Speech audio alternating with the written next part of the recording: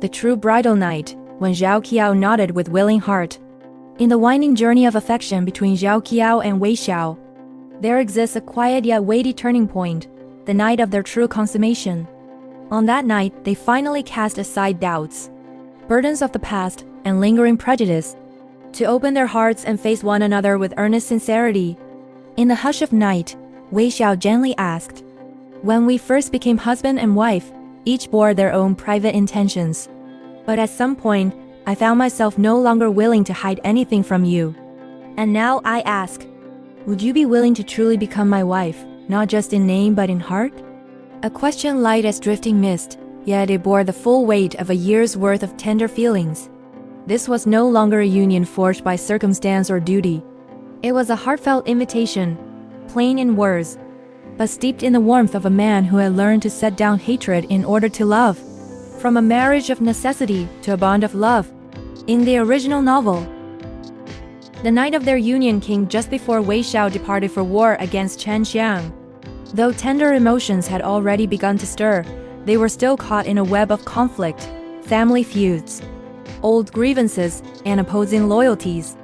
Xiao had yet to let go of his grudge against the Qiao family. And Qiao, young and newly thrust into the world of political stratagem, was too green, too wary to place her faith in the man fate had chosen for her. In the drama adaptation, a subtle shift was made. Qiao observed a year-long mourning for her grandfather, delaying their bridal night.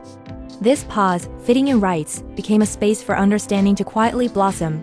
The time granted allowed them to move from forced companionship to honest affection, from suspicion to trust, from duty to true devotion. A year long enough for love to take root. During the mourning, Qiao and Xiao ceased to be strangers beneath one roof. They weathered storms together, faced political intrigues, and bore private wounds. Xiao, who had lost kin and drifted in isolation, found in her a silent light, ever gentle, ever constant. Her quiet perseverance flowed like a hidden spring, slowly softening the heart of a man raised amidst cunning and suspicion. And to one such as him, her gentleness was no less than a balm to the soul. In turn, his forbearance and respect helped her slowly unfold her heart. One recalls that moment, long ago, when Xiao, under the influence of a spring elixir, had nearly lost himself. Qiao, trembling with fear, flinched even when he neared her bed in the dead of night. Those reactions spoke volumes. She was not ready, not yet trusting, not yet in love. But Xiao never forced her.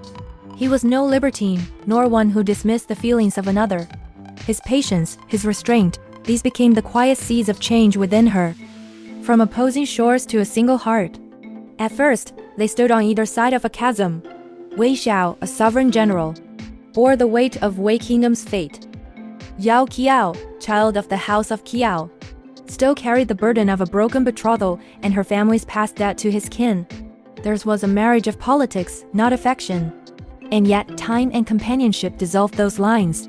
Through life and death, through shifting allegiances and truths revealed, they came to see each other not merely as husband and wife, but as confidants. As the one soul who truly knew and embraced their truest selves. When love ripens, the proposal rings true. That night was not just a moment of physical union, but a gentle dawn where hearts met at last. Xiao chose to speak, not as a general, nor as a man shackled by past and duty, but as someone who had come to love and longed to be loved. "Would you be willing," he asked softly, "to truly be husband and wife with me?" And Qiao, she did not hesitate.